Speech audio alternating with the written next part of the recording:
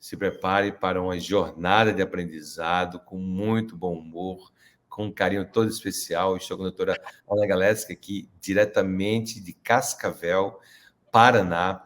Ela é nutri-oncológica, também com especialidade em nutrição funcional, pratica nutrição oncológica há mais de 10 anos, são milhares de pacientes de todo o Brasil, e você está se preparando para uma grande jornada de aprendizado e também de muita informação. Doutora Ana, boa tarde, bem-vinda. Boa tarde, Sam. Obrigada pelo convite de estar aqui contigo novamente, falando sobre a nutrição oncológica, que é um tema que tem meu coração há muito tempo e que realmente abrange um número muito grande de pessoas, né? Eu sempre falo, se você não conhece alguém que teve câncer, você está no planeta errado. Ou você tem algum familiar, ou algum conhecido, ou algum amigo, você com certeza sabe de alguém que já teve o diagnóstico oncológico. Então, quando falamos de câncer, nós abrangemos um grande número de pessoas interessadas nesse tema. Com certeza, mais do que nunca, mais gente está lidando com essa bomba dessa notícia, desse diagnóstico, que está se tornando algo que cada um de nós como profissionais, como familiares, como parentes, como pessoas, precisamos nos educar cada vez mais, entender, né, desmistificar, aprender sobre esse assunto, sobre nutrição oncológica, sobre oncologia ou sobre o câncer, né?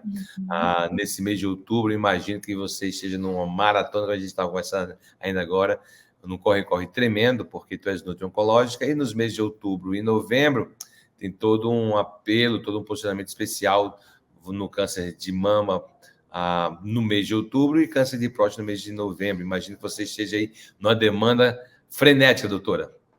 É muito gratificante esse mês, na verdade. Eu falo que é o mês que a gente mais trabalha. Estava brincando antes até contigo, falei, olha, hoje deve ser dia 92 de outubro, porque eu tô acabada, né? Ainda faltam alguns dias. Ano passado eu falei para você, olha, não tenho mais look rosa, me convide mais no começo do mês. Você não lembrou, viu? Já tô sem look rosa de novo. Olha aí. De fato, né, a oncologia, ela tem esses meses que marcam mais, e eles são importantes, tá? Não vamos dizer que eles não são, porque vem muito diagnóstico de câncer de mama depois do mês de outubro, mas vale a pena a gente falar que o rosa deveria ser o ano inteiro. Prevenção oncológica se pratica na constância, se pratica em todos os dias. Eu estava ministrando uma palestra, Sam, faz uns 15 dias, e eu perguntei para todas as mulheres, quem fez o autoexame esse mês? Todas levantaram a mão. Aí eu falei, quem fez o autoexame mês passado? 2 levantaram a mão. Aí eu perguntei, quem aqui faz o autoexame todos os meses? Nenhuma levantou a mão. Puxa. Então, nós sabemos que realmente o autoexame não pega lesões bem pequenininhas, não vai substituir a mamografia, mas é algo que a gente não pode deixar de fazer, né? Não podemos deixar de nos olhar, nos cuidar. Eu tenho pacientes que tiveram o diagnóstico depois que foi tomar banho com o filho falou, mãe, tem um carocinho aqui no seu peito. E aí ela foi atrás e viu que tinha um câncer de mama. Então, realmente, a mulher, nós somos hoje em dia super mulheres, né? Temos que trabalhar, temos a família, a casa, o cuidado dos outros, e o autocuidado vem cada vez ficando mais de lado. E isso realmente demonstra que esse mês tem a sua valia, porque nós fazemos com que as mulheres se enxerguem um pouquinho mais. Mas nós, da oncologia, gostaríamos que rosa fosse o ano todo.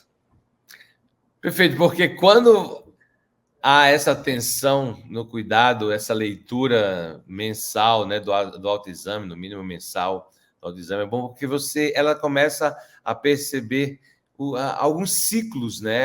A leitura ou a comunicação com o corpo dela por essa regularidade, ela vai entender, não, isso é daquele período do mês assim, né? Não aumentou, né? Ou vai chamar atenção ou não, está mais sensível ou não, e esses ciclos, né, de avaliações vai auxiliar muito nesse autoentendimento, que é algo que deve ser levado em consideração, né?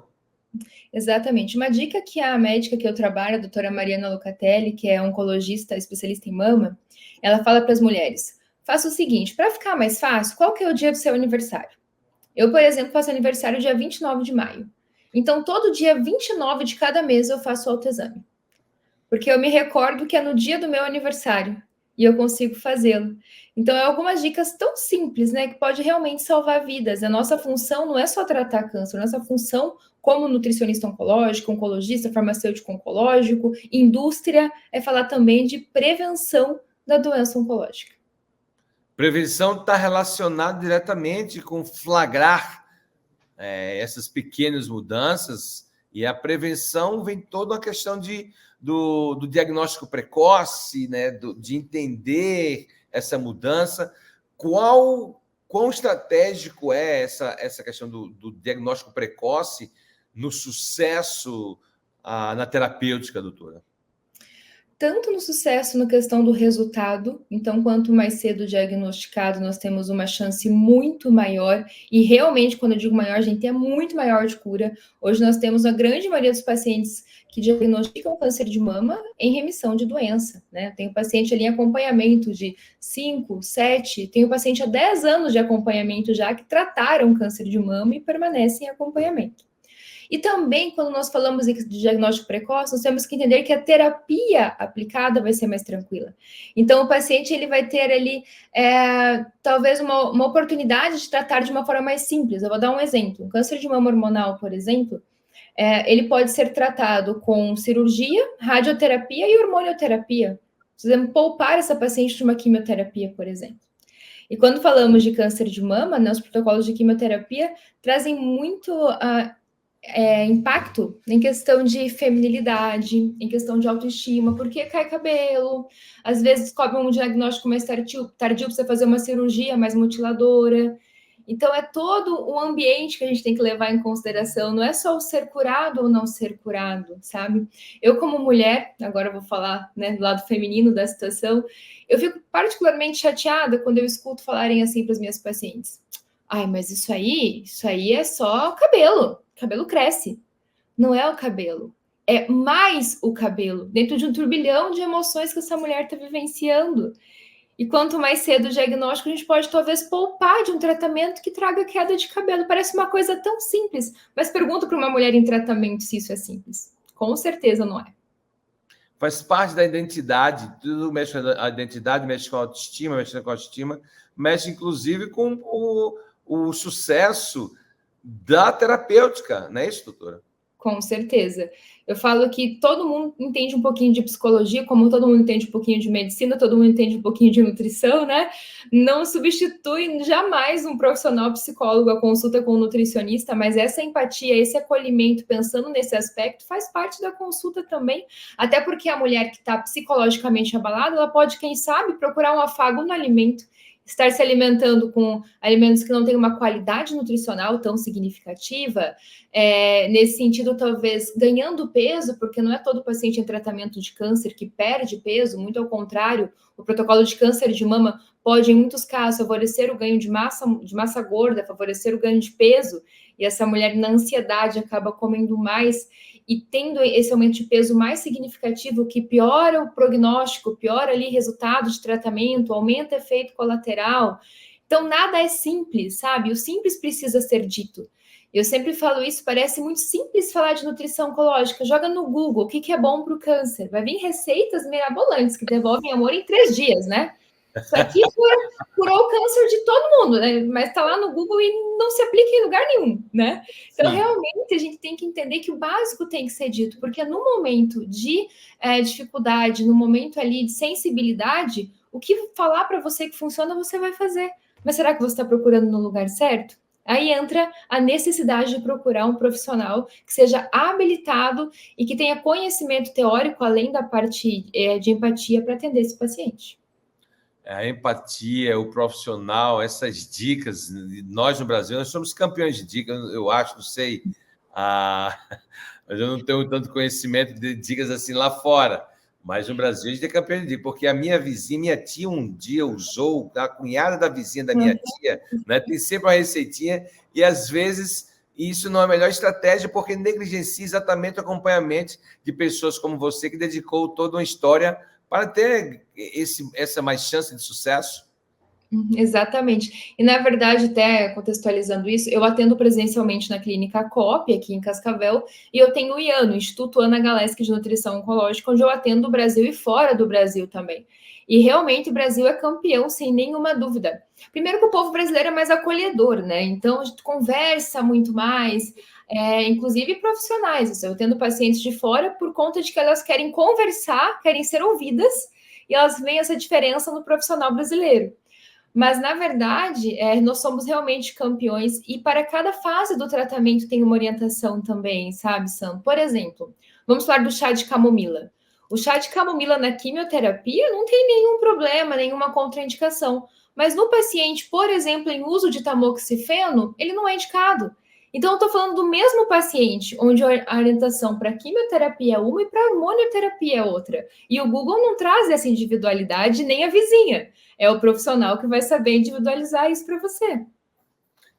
Muitas vezes nós temos a ideia de que é natural, né? Não tem problema, quando isso é um conceito que não é verídico, porque, na realidade, muito do que hoje é utilizado na farmacêutica ou no mundo da química vem do mundo natural. Então, o natural sim tem ação, tem efeito, tem indicação, tem contraindicação, tem interação, e precisa realmente ter esse entendimento. Quando antigamente os diagnósticos eram feitos, era só aquele oncologista ali na linha de frente, mas hoje é uma abordagem multidisciplinar, que você tem acompanhamento psicológico, acompanhamento de fisioterapia, acompanhamento nutricional, e toda essa gama de profissionais traz realmente uma chance maior de sucesso na terapêutica e, inclusive, em lidar com os efeitos colaterais das terapêuticas, né, doutora? Com certeza. Eu não vejo como tratar um paciente oncológico. Eu não estou falando da nutrição apenas, estou falando de toda a equipe. Eu não vejo como tratar um paciente oncológico sozinho. A complexidade é muito grande e que bom que cada vez está mais complexo, porque cada vez está sendo mais estudado e cada vez nós temos mais estratégias e melhores respostas para esse paciente. Respostas. Então, nós precisamos dessa complexidade. Tanto que quando eu vou gravar algo que vai ficar na internet, eu falo, até o dia de hoje, é isso que nós temos. Porque eu já falei coisa que foi desmentida por estudos e tá tudo bem, que bom, né? Que as coisas estão evoluindo e estão mudando. Quando eu comecei a tratar a nutrição oncológica, nós tínhamos, por exemplo, pouquíssimos suplementos. A indústria não olhava tanto para a nutrição oncológica, né? Nós acabávamos tendo que adequar os suplementos, por exemplo, de atletas. Não que nós não fazemos hoje ainda, mas hoje nós temos mais suplementos pensados no paciente clínico, no paciente não só da oncologia, paciente com patologias. Antigamente nós não tínhamos isso.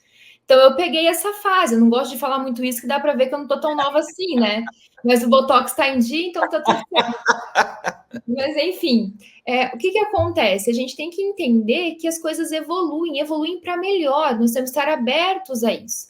E aí nós temos vários estudos, temos produtos desenvolvidos especificamente para esse paciente, para a gente falar que vai ter um chá que tem lá na folha do quintal do vizinho que vai curar um câncer, sendo que alguns quimioterápicos vêm de chá, sendo que a metabolização desse chá não é muito bem estudada ou conhecida. E além disso, a gente tem que lembrar que, por exemplo, se eu pego uma mesma planta, graviola, vamos direto na ferida do povo, vamos na graviola. Eu pego graviola, o suco de graviola tem uma composição, o chá tem outra. Aí agora a gente fala tanto que não é para tomar chá, por questão hepatotóxica, enfim, que as pessoas não querem mais consumir o suco. Mas isso é desinformação. É por isso que a gente tem que realmente estar muito disponível para o paciente. Eu falo que o profissional que trabalha com oncologia, ele tem que ser disponível, porque as dúvidas não aparecem no consultório, as dúvidas aparecem na roda de chimarrão. Na hora do bate-papo que o primo dá aquela dica, e aí você, cara, será? Uhum. Tem que bater, sacar do telefone, mandar aquela mensagem. De fato, porque a graviola, as anonáceas, ela tem uma classe de substância e é classificada como citotóxica, mas também hepatotóxicas, e tem uma propriedade assim que realmente o fígado sua um bocado para metabolizar, e aí você vai falar de alguém em casa fazer um preparo de uma folha ou 1 quilo de folha, né? É 1 litro d'água ou 10 litros de água, né? Vai ferver por 5 minutos ou 2 horas. Então, tudo isso afeta realmente, né? Esse chazinho da vizinha realmente precisa ter esse cuidado, inclusive de algumas dicas realmente, porque quando você faz esses estudos e compara, faz comparação, você está falando uma coisa muito interessante, que é essa questão da elucidação. Muita coisa vem à tona e você vai aprendendo ao longo desses anos, e isso vai complementando informações que a gente, outrora, via em partes, né? E agora a gente está vendo um pouquinho mais um pedacinho, e isso tudo está envolvido, e também da questão de cada indivíduo é um sistema isolado do outro, né? Não é quando você faz estudos estatísticos de estudos clínicos, esse é o grande desafio, né? Que são sistemas isolados, cada indivíduo é um indivíduo. E isso vai trazer uma complexidade na abordagem, né, do paciente, né? Exato. Trazendo isso para o câncer de mama, olha que interessante. Quando a gente fala assim, é bom para o câncer de mama, você sabe quanto subtipo de câncer de mama tem? Eu tenho câncer de mama hormonal positivo, eu tenho triplo negativo, eu tenho HER2 positivo, eu tenho diferenciações dentro do próprio câncer de mama. E quem vai saber a diferenciação? Porque o que é bom para um tipo de câncer de mama talvez não seja bom para o outro tipo de câncer de mama. Se a paciente vai fazer um bloqueio hormonal pós-tratamento, a conduta é uma. Agora, se a paciente tem um triplo negativo e vai usar uma capecitabina, a conduta é completamente outra. E onde que a gente encontra essa diferenciação, sabe? Eu tenho um certo receio quando os pacientes chegam para mim e falam, ai, eu sigo tal blogueira que trata câncer de mama e falou que isso é bom. Aí a primeira coisa que eu pergunto, como que é a imunistoquímica dela? Aí pronto, bugou. Acabou a consulta. Porque eu não sei se é igual à sua, será que é bom também? O que ela usa? Qual que é o tipo de câncer que ela tem? Perfeito. Tá? Então, hoje nós temos a possibilidade, e as redes sociais trazem isso, eu acho extremamente importante, de disseminar informação, mas nós, como profissionais, temos que ter a responsabilidade de orientar que essa informação deve ser confirmada e individualizada antes de ser aplicada. E isso vem uma responsabilidade muito grande por trás. Porque se eu oriento, por exemplo, um paciente que está usando capecitabina a usar a mesma coisa que o paciente que está usando tamoxifeno, eu posso estar interferindo na ação do tamoxifeno e, por conta disso, não deixando com que ele tenha uma boa resposta a uma medicação que ele está usando. Nessa questão de diferenciação de terapêutica que tu falaste, tem a questão da quimioterapia em si, tem a questão da imunoterapia, né, que são os biológicos, e também tem a hormonioterapia. Hoje que temos para o jantar, lógico que também a radioterapia, né? Acho que temos para o jantar esse é o menu, né, para tratar a oncologia. Qual seria a diferença, doutora, assim, no caso, para leigos ou talvez profissionais de saúde que estão nos assistindo, que a grande maioria nos acompanham no canal, como é que seria, quais seriam essas diferenças essenciais, né, ou iniciais desses 3 tipos de terapias? Quando nós falamos da quimioterapia, ela é uma terapia sistêmica. Então, ela é uma terapia que mata a célula na replicação celular, portanto, ela tem efeitos colaterais sistêmicos. Então, o efeito da quimioterapia pode vir de trato digestório, como náusea, diarreia, constipação, pode haver mucosite, pode haver alterações na parte hematológica, queda de cabelo, enfim, já é um pouco mais sistêmico. Quando nós falamos de hormonioterapia, nós temos os inibidores de aromatase, que inibem a enzima que converte estradiol em estrogênio, que é a aromatase. Nós temos o tamoxifeno, que ele é um bloqueador específico de células de estrogênio, que na verdade o que acontece? Vamos entender um pouquinho aqui do mecanismo de ação para a gente entender essa diferença.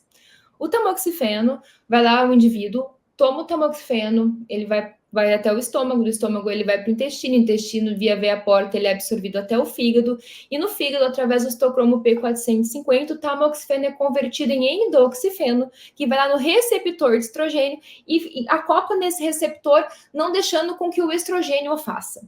Então, essa é a função do tamoxifeno. Então, são 2 funções diferentes, então também efeito colateral de hormonioterapia é diferente dependendo da medicação, tá? E também os cuidados a serem feitos também são diferentes. Por exemplo, se eu tomo um chá que inibe as enzimas do citocromo P450, como a CYP2D6, eu vou estar inibindo a conversão de tamoxifeno em endoxifeno, logo eu não vou ter esse bloqueio estrogênico. Certo? Então, a gente precisa entender um pouquinho essa parte bioquímica também. Vou falar que eu nunca fui uma pessoa extremamente dedicada em bioquímica e tive que voltar atrás e estudar tudo de novo. Então, profissionais de saúde que estão começando em nutrição, estudem bioquímica, por favor. Vai fazer muita diferença. Quando nós falamos de imunoterapia, Nós estamos falando de fazer com que o corpo consiga, através da própria imunidade, agir contra a célula do câncer, que essa célula seja descoberta pelo sistema imunológico.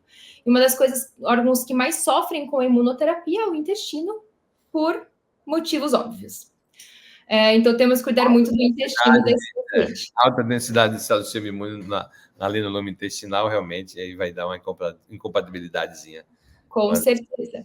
Nós temos a terapia-alvo, onde nós temos um alvo específico que ele é mais importante para a replicação da célula oncológica do que para células saudáveis, como, por exemplo, o HER2, onde essa terapia vai agir neste alvo específico, então, obviamente, tem menos efeito colateral do que a quimioterapia, que é sistêmica, e não é a mesma coisa dos efeitos da hormonioterapia, que suprime essa ação hormonal, e por conta disso, tem os efeitos da menopausa para a mulher.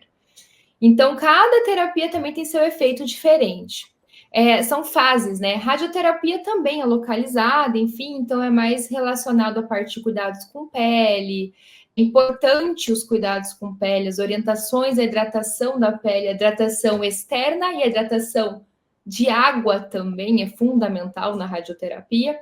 Então, para cada momento, de fato, existe uma orientação específica. O paciente que está tratando, né? A paciente que está tratando câncer de mama, eu falo que é uma paciente que ela não faz consulta, ela faz acompanhamento. Porque para cada fase a orientação vai ser específica. E aí eu brinco que eu garro amor nos bichinhos, eu tenho dificuldade de dar alta para os seus pacientes, porque a gente fica tanto tempo junto, que às vezes eu vou dar alta assim, eu falo, então a senhora pode, mas o dia que a senhora quiser vir tomar um café, fica à vontade, porque eu já me apeguei. Porque é uma paciente de longa data. Se é uma paciente, por exemplo, que vai fazer uma hormonioterapia, ela vai continuar após quimio 5 a 10 anos no consultório comigo. Então, já vi neto crescer, já vi filho engravidar, já vi filha casar, e assim vai, já toda a família, quando essa paciente conclui o tratamento. Realmente é uma jornada que, quando a pessoa adentra, né, recebe essa notícia cai no colo, é uma jornada que não é pontual, né? Ela vai ser, né, eu falei, uma jornada, vai ser uma caminhada. E o bom saber que ao longo dessa caminhada tem profissionais como você que vai nos auxiliar, que vai, né, dar esse suporte nutricional, esse acompanhamento, essa direção, esse norte, né, para navegar nesse oceano desconhecido desse diagnóstico. E nesse contexto como um todo, tem os vários atores. Tem um paciente, né, que recebeu a bomba, e tem os familiares do paciente que estão, né, acompanhando esse paciente, que também recebe a notícia e adoece junto com o paciente, né? E muitas vezes a sensação de revolta, de negação, aceitação, né, para depois encarar. Como é que você aborda essa jornada, como você falou, né? Tem o diagnóstico, tem as primeiras rádios, os primeiros ciclos de quimioterapia, né? Como é que é essa abordagem ao longo dessa jornada, doutora? Olha, eu falo assim, a pior parte do tratamento de câncer de mama chama-se diagnóstico. Porque você recebeu a notícia, você está com câncer de mama. Aí vamos fazer uma imunohistoquímica para saber o subtipo. São mais 10, 15 dias aguardando o exame, que na cabeça do paciente, ele não entende, às vezes, que isso não vai prejudicar ele. Na verdade, vai ajudar o tratamento a ser mais assertivo. Mas a hora que você está com o diagnóstico, principalmente na cabeça do leigo, arranca fora. Tire isso aqui, porque isso aqui está crescendo dentro de mim. Eu não quero isso. Então, a pior parte, sem dúvida, é o diagnóstico. Eu falo que a primeira consulta é uma consulta de acolhimento, principalmente quando ela se dá ao diagnóstico. Quando a paciente já chega por conta de estar com efeitos colaterais, já está durante o tratamento, a primeira consulta é uma consulta de manejo de efeito colateral. Agora, se é uma consulta uma paciente que recebeu o diagnóstico e veio para o teu consultório, então a consulta é uma consulta de acolhimento. Então, vamos tirar os medos, vamos esclarecer as dúvidas, os mitos e verdades, porque hoje recebi um diagnóstico, a primeira coisa que eu faço é jogar no Google. Então, já vou chegar no consultório com um monte de ideias. Eu não posso comer isso, não posso comer aquilo, eu preciso comer aquilo, eu preciso não sei o quê. Já chega, eu preciso tomar água alcalina, eu preciso um monte de coisa. Então, a primeira consulta é uma consulta de desmistificar e de acolhimento. O paciente que recebe o diagnóstico, às vezes, ele não está querendo falar muito na primeira consulta, ele não está querendo falar de comida. Ele quer realmente falar sobre os medos que ele está sentindo. É importante a gente acolher isso para daí sim conseguir abordar a nutrição nesse paciente, sabe? Eu trabalho numa equipe que eu sou muito abençoada, assim, de fato muito abençoada. Por quê? Porque eu atendo em um local onde o paciente recebe o diagnóstico e ele vem para mim, a grande maioria. Então, eu pego os pacientes antes de começarem a quimioterapia. Esse é o melhor cenário, né? É o melhor cenário. Como brincam os médicos da clínica, a gente trabalha numa ilha, porque assim, tô lá, 11h30 da manhã, atendendo o último paciente. Ana, tem um encaixe? Tenho, meio-dia. Meio-dia e meio. Pode vir, vou atender. Vai começar a quimio quando? Não pode vir meio-dia e meio que eu vou atender. E eu fico lá e eu atendo para realmente ter esse acolhimento. Né? Esse momento, ele é um momento que realmente o paciente precisa do profissional. É onde a gente fecha um pouquinho essa porta das dicas de fora. Porque aí ele chega lá na primeira consulta e você já acalma ele, você mostra que ele tem com quem contar, que ele não está sozinho. E aí você consegue realmente direcionar este paciente para o melhor caminho durante o tratamento. O tratamento, ele tem vários períodos e há sempre aquela expectativa, né, do estagiamento, da progressão da doença ou não, da reversão, progressão, da melhora do paciente. E uma das coisas que acontece com muita frequência, no caso da quimioterapia, é a questão da fadiga. A fadiga crônica, aquele sono monstro, aquele cansaço, a vontade de dormir o dia todo. Isso é da quimioterapia. Da radioterapia, pele queimada, ressecada, ardor, também começa, dependendo do ciclo da radioterapia, no caso, da radioterapia, né? Vai ter também fadiga e tal. Cada um desses estágios, cada um dessa terapia, vem com o seu pacote de doenças, dos efeitos colaterais. Na hormonoterapia, quais são os efeitos colaterais mais comuns, doutora? Os efeitos colaterais mais comuns, maiores queixas, são o fogacho, os calorões. Realmente as mulheres reclamam muito e tem muito manejo simples para fogacho, tá? Dá para dar qualidade de vida sim. As artralgias são muito comuns, então as dores articulares. E eu brinco que é aquela dor que as mulheres falam, nossa, mas eu tô com umas dor de velho, que eu acordo com dor e conforme eu vou me movimentando, a dor reduz. É muito característico também essa dor do bloqueio hormonal. Nós temos também a insônia, temos ressecamento vaginal, baixa de libido, ressecamento de pele, alteração de humor. Então, existem vários aspectos também relacionados à hormonoterapia, que é justamente por conta da supressão hormonal, né? Então, é inteiramente ligado a isso, as questões relacionadas à supressão hormonal. Olha, na questão dos fogachos, são essas oscilações da sensação de calor e frio, né? E o câncer de mama tem muita questão, isso é muito interessante, né? Porque a questão da identidade feminina, que tu falaste no caso do cabelo, né? E tem um aspecto da identidade feminina na questão das mamas, né? E isso é um exercício em que ela vai estar lidando com isso, e como é que ela pode estar se preparando para, no caso, se for fazer um procedimento cirúrgico, né, de mastectomia, como é que é essa jornada na cabeça, doutora? Olha, eu não acredito que tenha uma preparação específica para isso, sendo muito sincero contigo, tá? Eu tenho pacientes que recebem isso de uma forma muito tranquila, e eu tenho pacientes que têm uma dificuldade extrema de entender isso, e todas são acolhidas da mesma forma. Nutricionalmente falando, daí sim, eu posso falar que dependendo da extensão cirúrgica, nós vamos ter cuidados específicos, com nutrientes específicos. A questão nutricional, pensando em cicatrização, nós temos que sempre ressaltar a importância da proteína, que é de fato um dos nutrientes muito importantes, inclusive para manejo de fadiga, que foi algo que você comentou, mas também para cicatrização. Daí sim, né? Nutricionalmente a gente muda um pouquinho dependendo de cada caso. Se a gente for pensar numa paciente com uma obesidade importante, é o momento, durante o tratamento, sim, de melhorar essa composição corporal, com certeza, sem nenhum perfil de dieta restritiva ou de algo que possa trazer alguma deficiência nutricional, não é o momento de fazer isso. Eu brinco que tem paciente que acha que tem que fazer dieta da fotossíntese, porque teve o diagnóstico obeso e sabe da relação da obesidade com o câncer. Aí fala, não, então agora é fotossíntese, é água, luz solar e oxigênio, eu vou perder 20 quilos durante o tratamento, e não é a hora de fazer isso. Né? Com certeza não, porque toda a questão de toxicidade, até a questão de cicatrização cirúrgica acaba ficando prejudicada. Então, até essa questão de manejo de composição corporal pré-operatório, o nutricionista tem que fazer.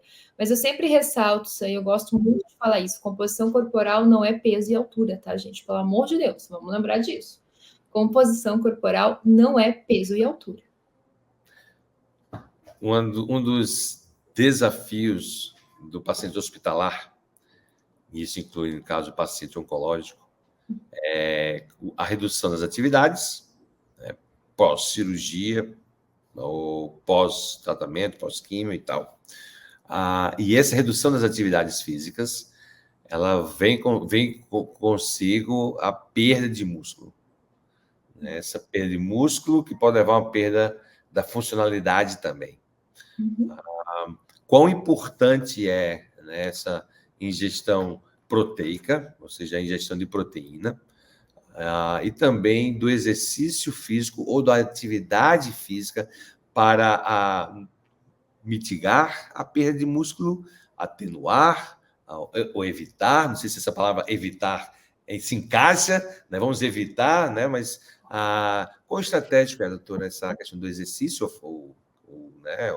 ou atividade física, se não quiser usar o nome exercício, porque cada paciente, e a questão da ingestão proteica, doutora? Eu falo para as minhas pacientes, e como elas brincam, nossa, a doutora Ana só tem cara de boazinha, que eu falo para elas o seguinte, eu falo que atividade física, exercício físico durante o tratamento oncológico é inegociável. Não existe outra opção. Eu não posso por situações médicas, ok. Eu não posso por falta de tempo. Não temos negociação. Eu tô cansada. Não temos negociação. Precisamos fazer esse esforço de colocar a atividade física na rotina. Com relação à proteína, sabemos muito claro já que massa muscular depende também de proteína. Eu digo também, porque depende de carboidrato, depende de vitamina D, depende de vários outros nutrientes. Mas sim, a proteína tem essa função fundamental no paciente oncológico, tanto que a demanda é sempre necessária que seja um pouquinho aumentada. Na maioria dos pacientes, não em todos, mas na maioria dos pacientes tem uma demanda proteica aumentada. Isso vem junto com uma dificuldade da ingestão de alimentos proteicos, porque o primeiro alimento que os pacientes começam por vias, né, a grande maioria das vezes, ter dificuldade de consumir são as carnes, por questão de cheiro, por questão de consistência, enfim. Aí alguns não conseguem comer carne, não conseguem comer ovo, não conseguem comer derivado lácteo. Aí o grão traz estufamento. E o que você vai fazer com esse paciente? Porque parece muito fácil fechar uma necessidade proteica de 1,2, 1,5 gramas por quilo por dia. Mas a nossa população, a grande maioria das pessoas tem hábito de comer pão com margarina no café da manhã, um pedacinho de arroz, feijão e carne no almoço, e às vezes uma sopa que pega um pedacinho assim de carne na janta, ou então um misto quente que vai um presunto, queijo e pão, e não fecha a necessidade proteica. Grande maioria dos pacientes chegam no consultório com duas coisas deficientes e coisas simples. Por isso que eu falo que o básico tem que ser dito, que é hidratação e proteína. São duas coisas que, basicamente, 99% dos pacientes que chegam no consultório, a gente vai calcular, não fecha. Falta. Muitas vezes, quando a paciente está nessa caminhada, realmente torna-se um desafio, porque o sabor muda, né? A disposição muda, a gente começa a sentir cheiro de coisas. Eu me lembro que eu sentia um cheiro de um aroma assim, muito, muito forte, logo pré-náusea, quando fazia quimioterapia na minha infância, quando eu fiz, né? E mexe muito. E aí tem a questão da decisão, né? Assim, doutora, eu não consigo, não gosto, tal, mas parece que você é durona aí, e se o paciente chegar assim e diz, doutora, eu não gosto, é terrível o sabor, E você chega a negociar, busca alternativas, mas chega a bater o martelo? Ou como é que funciona aí, né, quando chega nesse momento aí né, decisório aí, de decisão sobre essa questão de tá difícil o ovo, a carne, a beterraba, não está descendo e tal. Como é que é essa abordagem, doutora? A ferro e a fogo ou você tenta... Não, existem estratégias, né? Não é um único alimento que vai ser fonte dessa proteína. E como eu comentei já no início da nossa conversa, hoje a indústria ela trouxe vários produtos que nos facilitam.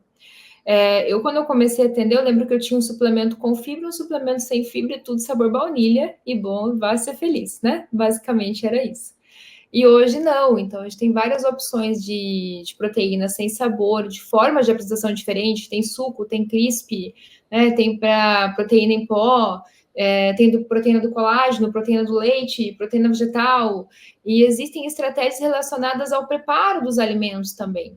Vou dar um exemplo prático agora. Vou fazer, por exemplo, uma polenta. Não sei se vocês gostam de polenta aí, mas aqui, muito italiano, então polenta vem super bem. Eu posso fazer a polenta só pegando o fubazinho lá, diluir ele na água e fazer a polenta normal. Ou eu posso peneirar 2 ovos nessa água, que eu vou diluir a polenta ainda frio, bater. Aí eu diluo a polenta, aí eu vou cozinhar a polenta com o caldo de carne que eu preparei. Então eu consigo melhorar nutricionalmente esse mesmo alimento. Então, existem essas estratégias que a gente tem que levar em consideração também. E a náusea, essa foi uma das coisas que você comentou, a náusea, ela vem muito interligada com cheiro. E realmente, o alimento mais quente, ele exala mais cheiro. Então, às vezes, só você trocar um arroz, feijão, carne em molho e salada por um sanduíche natural completo, você já consegue fazer com que o paciente tolere essa refeição. Então, existe também aquela situação de você entender que o paciente está se esforçando. Né? Às vezes, o familiar, na angústia de querer fazer com que o paciente melhore, na angústia de querer que o paciente se alimente, acaba não reconhecendo de uma forma que o paciente gostaria esse esforço. Mas ele também não tenta, ele come 2 colheres só. Eu fiz um prato, estava uma delícia, ele só comeu uma colher, e o paciente se esforçando para comer aquela colher. Então, também sou linha dura até um certo ponto, mas eu gosto de reconhecer cada evolução do paciente, porque eu tenho certeza que não é fácil estar na função de paciente nesse momento. E que, às vezes, o paciente gostaria de poder né, estar se doando mais ao tratamento, mas ele está num limite também, onde nós temos que ter estratégias para isso. Você falou de um aspecto importante que é o acompanhante, o familiar, né, o cônjuge e tal, que está ali do lado, dissipando, absorvendo um pouco desse impacto, ou você co-participante dessa jornada, né? Uhum. Que dica tu terias para as pessoas que estão nos ouvindo aqui e, de repente, é um acompanhante? É a mãe, a mãe, é o pai, é o marido, é a esposa, é o cônjuge. Como é que você diria? Como é o meu papel? Ter aquela cara de tadinho, né? Tadinho, ou então, vamos lá, você consegue, tal. Não, vale a pena o estímulo, vale a pena, porque também tem aquele extremo, né? Do paciente que, estou em tratamento, então estou doente. Às vezes não, nem é um protocolo que tem tanto efeito colateral assim, porque acontece, e aí o paciente fica todo manhoso. Então, também nós temos que ter. Todo melindroso. Principalmente homem, né? Mulheres se entendem, mas homens são mais complicados nesse sentido. Assim, as mulheres geralmente estão lá com febre, e carregando filho, o homem é um pouquinho mais complicado, mas enfim. Nós temos que entender que também precisamos estimular este paciente. Né? Então, eu gosto de falar que tem que valorizar a evolução, mas tem que estimular sim. E paciente, eu brinco que não é só o paciente, é o acompanhante também. Porque câncer não se trata sozinho. Pouquíssimos pacientes, mas assim, eu posso contar nos dedos, eu atendo sem acompanhante no consultório. E tem vezes que eu chamo o acompanhante para conversar longe do paciente.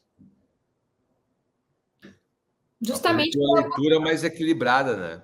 Exato, justamente para abordar essa questão de estímulo, de evolução, das mentirinhas que Deus perdoa, porque tem às vezes um suplementinho que você coloca lá naquele alimento que nem vai aparecer que tem, mas o paciente não precisa saber. Porque se ele souber, ainda mais paciente idoso, às vezes eles têm um receio, eles não querem aceitar. Aconteceu comigo, por exemplo, quando eu trabalhava em hospital ainda. Eu tinha um paciente que ele sempre internava, então ele já estava conhecido. Eu trabalhei 10 anos em hospital e agora, dia 2 de janeiro, eu completo 11 anos em consultório. Então, eu tive essa experiência de hospital e me marcou muito. Foi minha porta de entrada para nutrição oncológica. E aí, eu sempre mandava uma vitamina com o suplemento que nós tínhamos na época, sem sabor, para esse paciente. E eu cheguei um dia para avaliar ele, ele falou: Ah, não, esse negócio vai me matar. Não é o câncer que está me matando, é tu que está me matando com aquele suplemento que você me manda. Falei: Fica tranquilo, eu não vou te mandar mais.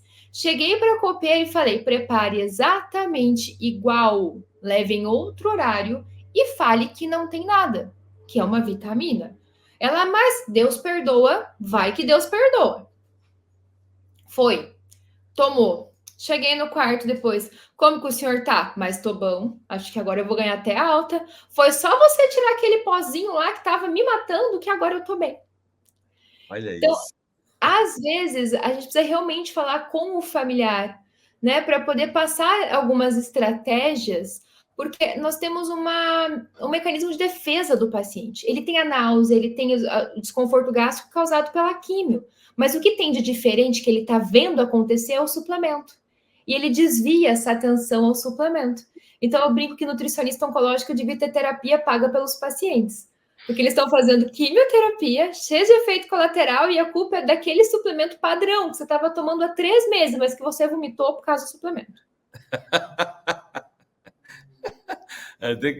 Tem que ter um bode expiatório, né? Vai apontando ali. E às vezes o familiar, ele tem realmente, o acompanhante tem um papel muito importante, que é aquele da motivação, né? Do encorajamento. No meu caso, quem ficou comigo foi minha mãe. Eu tinha meus 12 anos de idade e ela na minha frente, inabalável, durona. Deu obrigado ao tio. Depois das injeções e de tudo mais, né? Uhum. Obrigado. Vamos comer. Coma tudo. Vamos fazer um esforçozinho. Tu comeu o suficiente?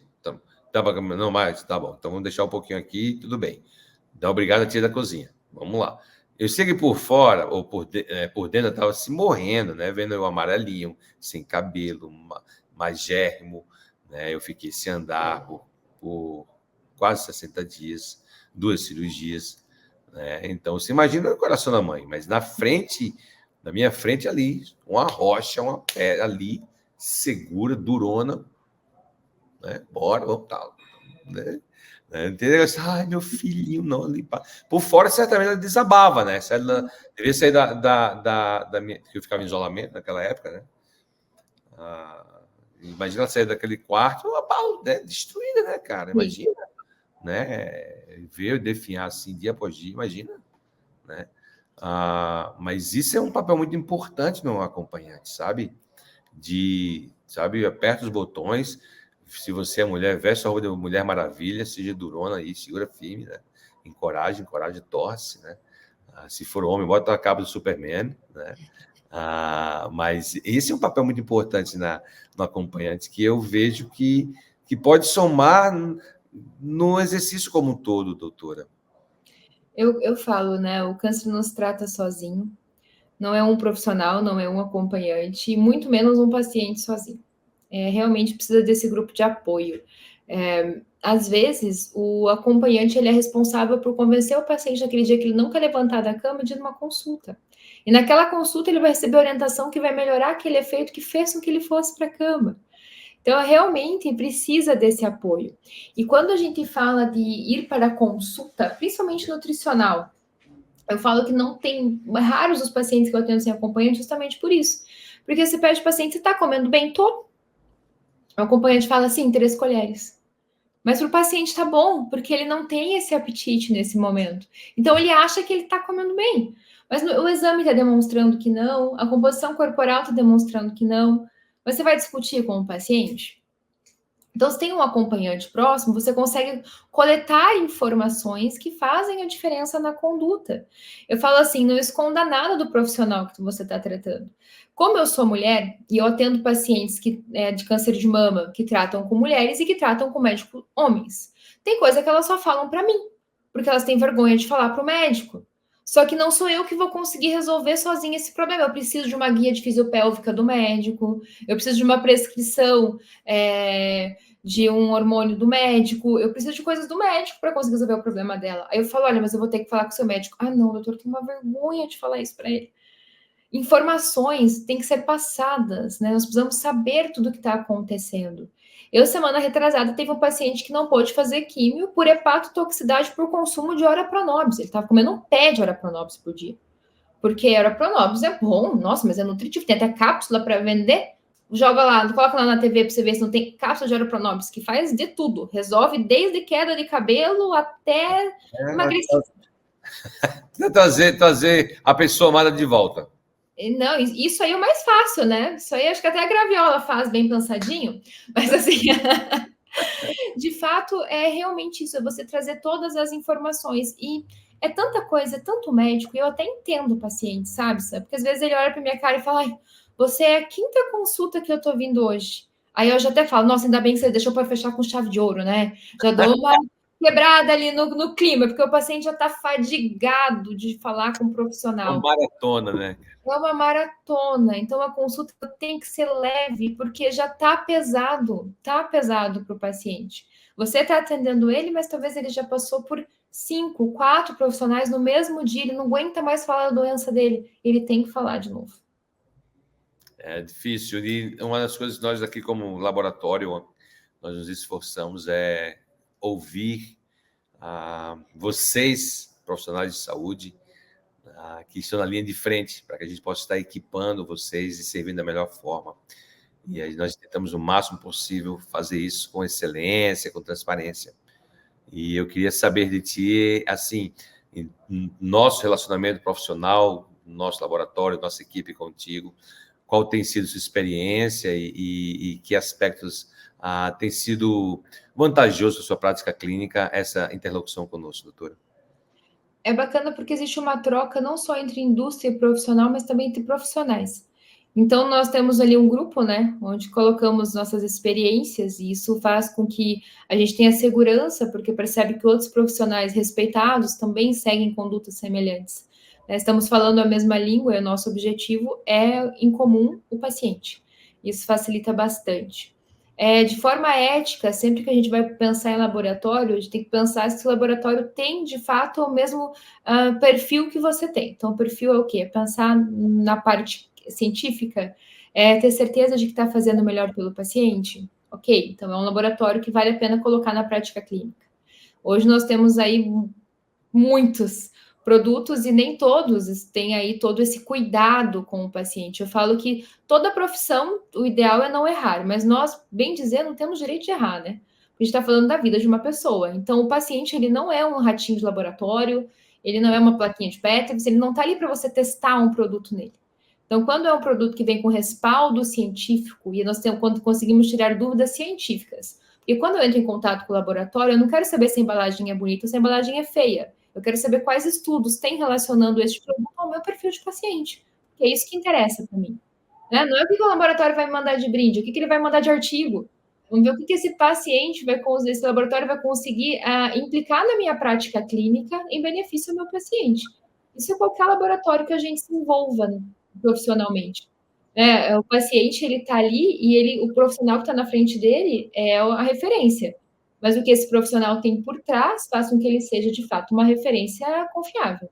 E isso em indústria. Hoje nós temos que trabalhar com indústria, né? Porque o que nós temos hoje de opções de suplemento é muito grande. Agora, o que nós temos hoje de indústrias responsáveis, aí vai de você avaliar como profissional quais de fato são, para que você possa colocar na sua rotina. Existem várias, mas vale a pena você avaliar. Para nós, da Semes Biofarma, é realmente um privilégio a gente ter interlocuções com profissionais como você e ouvir, e uma coisa que a gente fala aqui na Semes, nós não fugimos de conflitos.